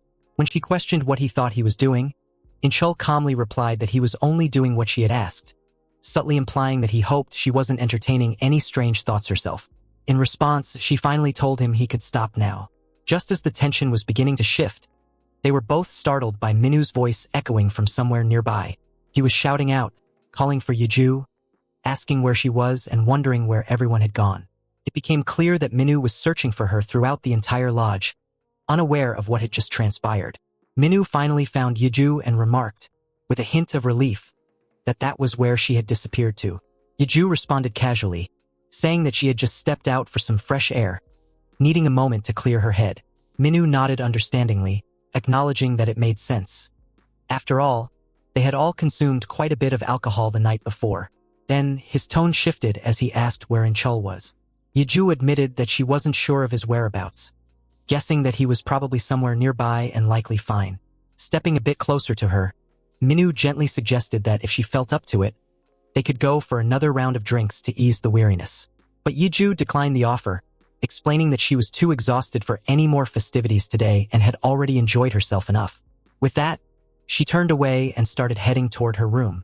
Minu, slightly puzzled, called after her, asking what exactly she meant by that. Yeju only vaguely replied that something had happened, addressing him formally as manager, but refusing to elaborate. Minu pressed her to share the details, sensing something was amiss, but Yeju remained silent and disappeared inside her room. Meanwhile, Inchul emerged from the pool, coughing and gasping, complaining that he had nearly drowned. He was internally grateful that they hadn't been caught in that vulnerable moment. He feared the manager would have been furious and might have punished him severely. For now, Inchul convinced himself that things would be fine, hoping Yeju would keep their little secret safe.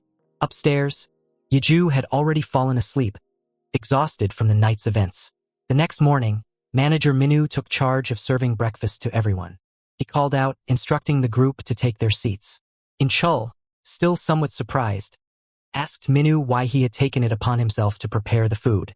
Minu explained with a smile that the assistant manager had overindulged the night before, so he had made some special hangover soup to help her recover.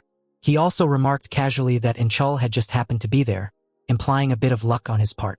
Inchul was confused but nodded in agreement. At that moment, Yeju apologized to Minu and asked if it would be all right if she skipped the day's exploration. Minu was taken aback and asked what she meant. She explained that she had likely overexerted herself the day before and was feeling quite unwell, not confident that she could keep up with the group. Inchul glanced at her skeptically, silently thinking that she looked perfectly fine and was likely exaggerating her condition. Minu, however, understood her concern and suggested that the exploration site was near the sea, and that the change in scenery might actually help her feel better. Yeju insisted that although she wanted to go, her body was deteriorating, and she truly needed to rest. Minu eventually agreed and decided that he would go on the exploration with Inchul, leaving Yeju behind to recover. As Inchul quietly ate his breakfast, he thought that this arrangement might actually work out better for him. He would avoid any potential trouble that Yeju could cause during the trip.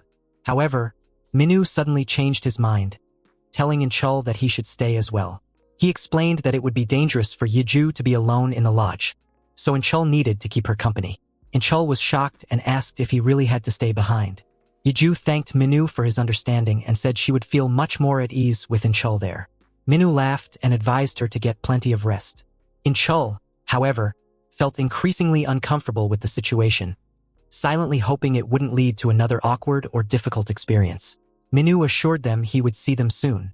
Yeju and Inchul both wished the manager a safe trip. After that, Minu left in his car.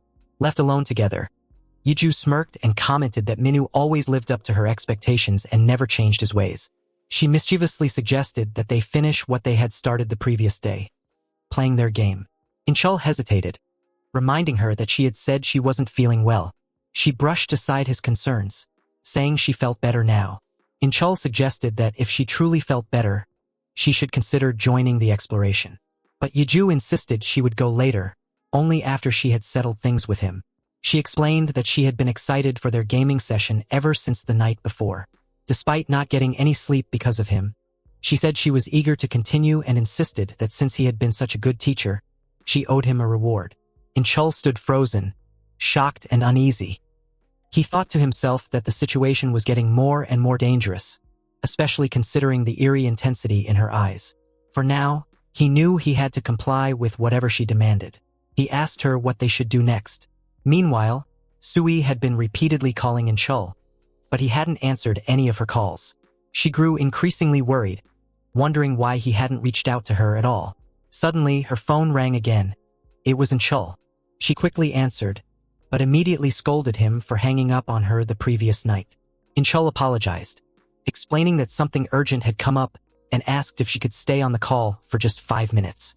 Confused, Sui asked why only 5 minutes. She said she could stay longer but was worried about him.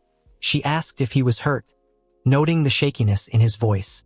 But, in reality, Bang Inchul was laying down, an assistant manager rubbing his protein bar by her feet and make him to call Sui and talk to her while playing this game, and warn him if he spills his banana shake, she will burst his meatballs and slice his banana. He thinks she is complete mad. Inchul told her they were in the mountains, so the connection was unstable.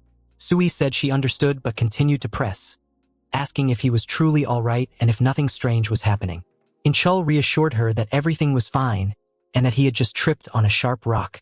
Back at the lodge, Yeju continued playing the game with Inchul and remarked that 5 minutes was far too short a time to play. Inchul glanced at her and thought once again that she had completely lost her mind.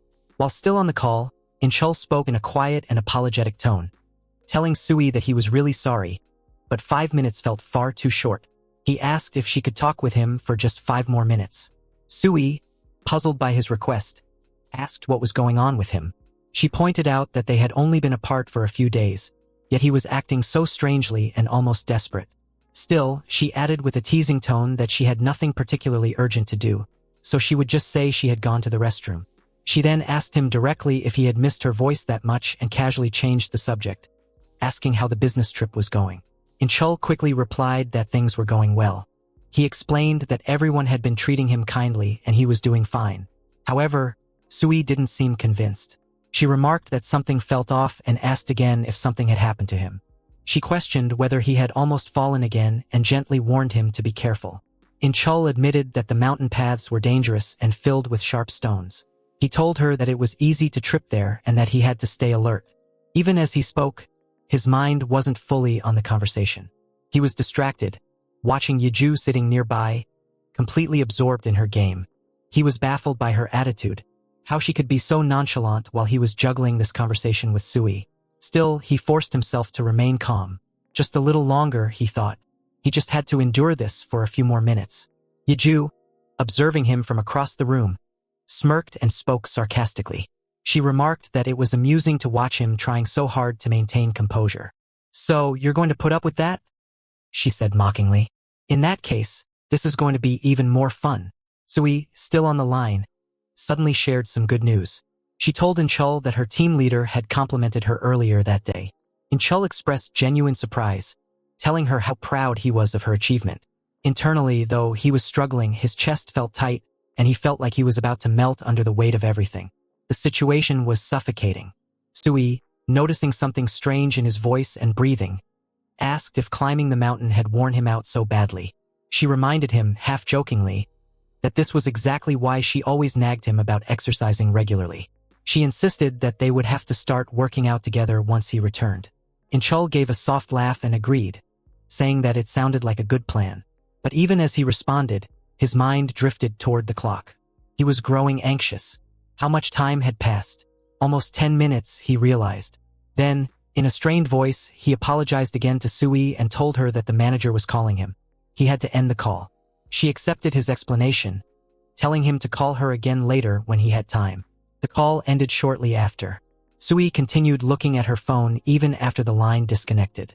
She frowned slightly, feeling unsettled. Something wasn't right. Inchul's voice had been shaking the entire time. She wondered if he was truly okay. But then she reminded herself that he wasn't alone. He was on a work trip with the other two managers, so surely he would be fine. Still, a strange feeling lingered in her heart. Back at the lodge, Inchul turned toward Yeju, frustration evident in his voice. He asked her why she was doing this to him, why she was tormenting him like this. Yeju tilted her head, her expression almost innocent, and replied that she simply found the situation entertaining. For her, seeing that helpless expression on his face was beyond amusing. She admitted, without shame, that it was more addictive than smoking. Inchul stared at her, realizing that he had underestimated her all along. She wasn't just eccentric. She was on an entirely different level. In his mind, he admitted that she was completely unhinged, a true psychopath. And yet, somehow, she was incredibly good at the game they were playing. Yeju smiled and praised him mockingly, saying that he had done well listening to her. But her tone soon shifted. She warned that if he hadn't enjoyed this game, he had better prepare himself for the next one. The way she said it sent a chill down his spine. Her amusement was clear, but it was the kind that masked something darker. Meanwhile, far away from the growing tension in the lodge, Minu was driving alone in his car. Soft chanson music played through the speakers, filling the quiet cabin with its gentle rhythm. As he drove along the winding road, he sighed and thought to himself that there was nothing quite like listening to French chansons to ease the mind. Although the business trip hadn't gone exactly as planned, he reassured himself that there would be other opportunities. The lodge, despite its unpredictability, would always be there, and he had a feeling he would be returning soon. Back at the lodge, however, nothing felt predictable anymore. During the gaming session, Inchul sat beside Su Yeju, his thoughts racing as he tried to process the situation. It felt surreal to him, almost like a gradual unfolding of something he hadn't anticipated. He found it hard to believe that he had ended up playing a game with Su Yeju, the very woman who had never once spared him a glance before. There she was now, sitting comfortably next to him, engaged and laughing in ways that felt unfamiliar. At one point, he turned toward her and asked whether she was feeling good. Her response came not in words at first, but in a loud and animated burst of laughter. She repeated his question playfully, turning it back on him, asking if he felt good instead. Her tone was teasing, almost flirtatious, and it caught him off guard. Inchul found himself increasingly distracted by her energy. This entire experience felt unlike anything he had gone through before. There was a temptation to enjoy it, to lean into the novelty of her sudden warmth, but his conscience quickly reminded him of the boundaries he shouldn't cross. He thought of Sui, of the quiet connection they had shared, and a pang of guilt tugged at him. Adding to the complexity was the unspoken knowledge that Su Yeju was someone the manager seemed to like. That alone made the situation riskier. Inchul knew he couldn't let this continue. No matter how enjoyable or harmless it seemed on the surface, it wasn't right. He wasn't the type to blur lines like this. Trying to regain control of his thoughts, he politely said, "Excuse me," attempting to create some emotional distance between them. Even as he tried to step back, his mind wandered. He wondered how long this gaming session would last, and whether Su Yeju was simply being playful or if there was more behind her words. She looked at him again, clearly amused, and told him he was a truly funny man. Her eyes sparkled as she added, almost mockingly, that he seemed to enjoy crossing the line. Feeling both embarrassed and apologetic, Inchul lowered his gaze and replied respectfully, referring to her by her title. In a calm, sincere voice, he said he was truly sorry for his behavior. A few hours later, Inchul found himself sitting beside assistant manager Yeju in the quiet corner of the office. Both focused on their work. Papers were neatly stacked, keyboards clicking, and the atmosphere filled with a steady rhythm of productivity. Yet, amid the monotony, Inchul's mind wandered far from spreadsheets and schedules. His thoughts circled back to the surreal event that had recently taken place. The more he thought about it, the more surreal it seemed. He couldn't believe what had happened. A woman like her, bold, unpredictable, and sharp, had somehow discovered his little secret. Yet instead of being shocked or judgmental, she had chosen to engage in a game with him, as if it were no big deal. She acted with a carefree attitude, as though she did only what pleased her. He found it both irritating and intriguing. A mixture of awe and disbelief brewed inside him, making him mutter under his breath that he wouldn't let things end the way they had. He promised himself that the next time he wouldn't be caught off guard. No, next time he would be the one to make the first move. There would be no hesitation, he would strike first. A smirk appeared briefly on his face at the thought of taking his own kind of revenge. Just then, manager Minu appeared beside them, interrupting his thoughts. Minu greeted both of them warmly, nodding and smiling as he stepped closer. He asked if the work was going well. Inchul, quickly regaining his composure, nodded and replied with a polite confirmation that everything was fine. Minu then turned to Yeju with a look of concern, noting that she still seemed to have a slight fever. He asked her how she was feeling now. Yeju reassured him with a gentle smile, saying that she was feeling better and that Inchul had taken really good care of her, putting in genuine effort and attention. Her tone was warm and sincere, and Minu's face lit up with approval. He looked at Inchul and told him that he was truly trustworthy, someone dependable. Then, without wasting another minute, Minu suggested that it was time to leave and gestured for Yeju to come along. Together, the two of them exited the room, leaving Inchul behind. Standing alone in the quiet space, Inchul's phone buzzed.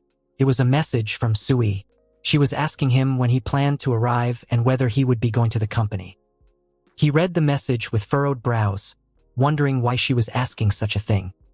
He thought to himself that if they left now, they'd probably arrive by 10 p.m., but what puzzled him was her sudden interest in his schedule. Later that evening, Minu called out to him from the entrance, asking him to bring the luggage because it was time to leave. Inchul responded promptly and followed along. After the long drive, Minu eventually stopped the car a bit farther from Inchul's place. He asked if it was really all right to drop him off there. Inchul gave him a reassuring smile and said that it was no problem since his house was nearby. Minu then mentioned that he was heading in the same direction as Yeju, so he would be dropping her off. Yeju chimed in with a light-hearted tone, telling Inchul to get home safely. To Inchul's surprise, she even winked at him playfully. That unexpected gesture caused a flicker of confusion and curiosity to flash across his face. He managed to respond with a polite goodbye and mentioned that he would see them again next week. As the car slowly pulled away, Minu turned to Yeju and asked if she had anything more to say to Inchul. Yeju, without looking back, replied with a smile that she would tell him next time. Her words lingered in the air, leaving Inchul with more questions than answers as he started walking toward home. With each step, Inchul let out a tired sigh. The business trip had drained him, both physically and mentally. He couldn't remember the last time he had felt this exhausted. Even in the past, no trip had worn him out quite like this one. He longed for his bed, his phone, and the comfort of losing himself in a few rounds of his favorite mobile game before falling asleep. But fate had other plans. As he turned the corner near his street, he stopped abruptly. There, standing under a dim streetlight, was Sui. She looked up as he approached and greeted him casually, commenting that he had just arrived. Inchul stared at her, baffled, and immediately asked what she was doing there at that hour. His eyes narrowed slightly as he questioned whether she had been waiting for him after reading his messages. Sui rolled her eyes at the accusation, calling him an idiot and insisting she would never do something like that. Her tone was defensive but playful. Still unconvinced, Inchul asked again why she was there. Sui explained that she had an appointment in the area earlier, and while she was heading back, she happened to spot him. She had called out to him because she noticed his expression looked weary. She then asked if he was exhausted from the trip. Inchul confirmed it with a nod, telling her that he was indeed tired and just wanted to head home and rest. His body ached and his mind begged for sleep. But without warning, Sui grabbed his hand and began pulling him along with her. Inchul resisted slightly and asked where she was taking him, repeating that he really needed to rest. Sui, unbothered, simply told him to be quiet and follow her. Her grip remained firm, and her expression left no room for argument. Eventually, they reached a room in a nearby building. As they entered, Inchul's thoughts began racing again. He looked around, trying to figure out what she was planning. Before he could ask, Sui began changing her clothes right in front of him. His eyes widened in disbelief. Confused and flustered, he stammered her name and asked what she was doing and what those clothes were supposed to mean. Sui told Inchul that he would understand once he stepped inside, and with that, she gently pulled him into the room. Throughout the process, Inchul kept asking what exactly was going on, remarking on the pleasant aroma that filled the air. When he entered, he immediately noticed how warm and cozy the room felt. The dim lighting cast a soft glow that made the entire space inviting and calming. The scent from a nearby candle was subtle yet heavenly, filling the room with a relaxing fragrance that instantly put him at ease. The entire setup resembled a massage room, complete with a neatly placed mat on the floor. Sui instructed Inchul to put his bag down first. He complied and asked her again what was happening. She pointed toward the mat and told him to lie down there. Inchul hesitated for a moment, wondering why he should do so. Sui quickly told him that he talked too much and that he should simply trust her and follow her instructions. She mentioned that moments like this, rare opportunities to unwind like this, didn't come around often these days. Still, before he settled down, she reminded him to go wash up first and freshen himself. Inchul agreed without further hesitation and went to take a shower. He thought about how unexpected this situation was. Coming back from his business trip and being pulled into a relaxing scene he hadn't anticipated. After freshening up, he returned to the room where Sui asked him to lie down on his stomach and relax completely. She began massaging his back carefully and deliberately. Inchul immediately noticed that the oil she was using felt cold on his skin, and he commented on the sensation. Sui suggested that he must be exhausted and tense after his business trip, explaining that this massage was meant to help him unwind and release some of that built-up stress. Inchul felt a little self-conscious and admitted that his bag had been sticky, which made everything feel somewhat strange to him. But as Sui's hands continued to work on his muscles, Inchul found himself gradually relaxing and enjoying the experience. He mentioned how good it felt and asked if she had learned massage technique somewhere. Sui laughed softly and said that she didn't usually do this for just anyone. But since he was the owner, he should consider it a special favor. Inchul felt a comforting warmth spreading through his body. He thought about how since he had admitted feeling tired, this massage was almost like a healing balm, mending him after all the wear and tear from his recent travels and work. He quietly expressed his gratitude to Sui. She then asked him to turn over onto his back. Inchul wondered if she was going to massage his muscles there as well. Sui nodded and assured him that she intended to do the job properly now that she had started. Inchul decided to try some yoga stretches right there on the mat, curious if it would enhance his relaxation even more. Sui, watching him closely, looked shy and asked quietly what he was trying to do. His thoughts then drifted toward ending the massage, and he sat up, asking Sui to give him a moment. He suggested that this time, she should be the one to lie down. Surprised, Sui asked why all of a sudden. Inchul explained that he was sure she must be tired as well, and that he wanted to give her a massage, feeling guilty about being the only one receiving care. Sui agreed with a smile, saying that if this was true, then she would leave it up to him. Sui lay down on the mat, and Inchul assured her to leave everything to him. He began massaging her carefully. Sui complimented him, telling him he was doing pretty well. Inchul thought to himself that she must be feeling better because of his massage. As he continued, he pressed more firmly on her muscles, and Sui suddenly tensed, feeling stiffness. She asked him what he was doing. Inchul apologized, explaining that he hadn't realized her muscles were so tight there. She warned him not to mess around and told him to do his turn properly. The next morning, Inchul was running late. He dashed down the street toward the company building, frustration written all over his face. His thoughts were filled with regret.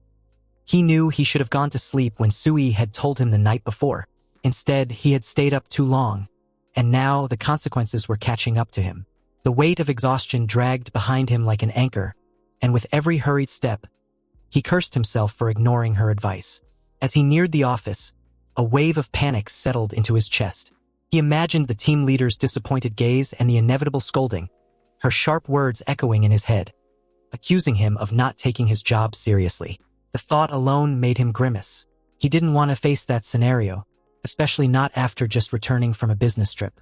When he finally reached the building and opened the office door, he was breathless and tense.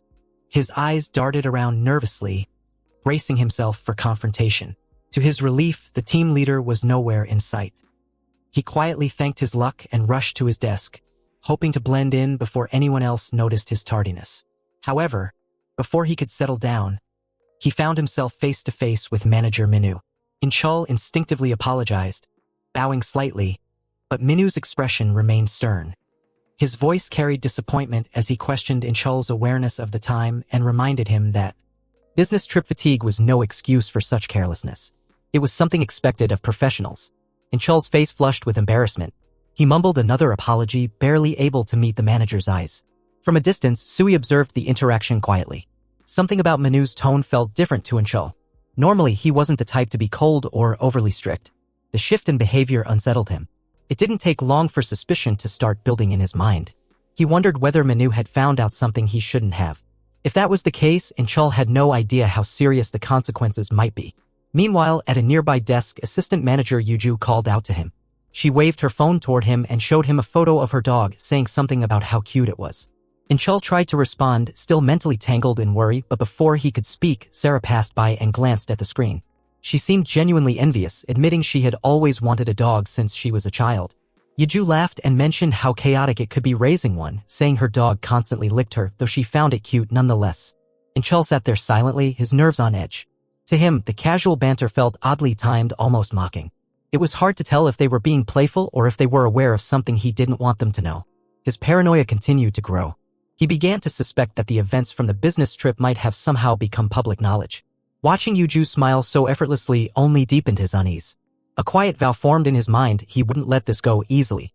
If she was shameless enough to tease him like this, he would eventually make her pay for it. But for now, he told himself to keep his head down and focus on the work in front of him. He returned to his seat, switched on his computer, and tried to concentrate. His thoughts still buzzed with anxiety, but he forced himself to get through the motions of the workday. As Sui passed by behind him, she took a quick glance at him and sighed inwardly. She recalled how she had advised him to go to sleep the previous night and now shook her head slightly. To her, he looked like a complete idiot, but one she felt slightly responsible for. She made a mental note to buy him a drink later to cheer him up.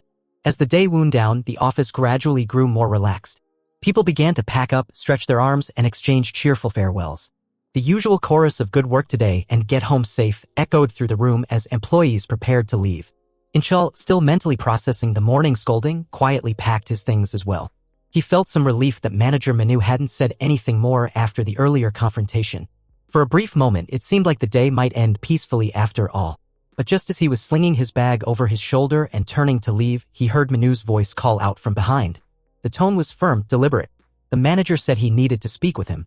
And just like that, Inchul froze in place, heart sinking knowing the day wasn't over yet.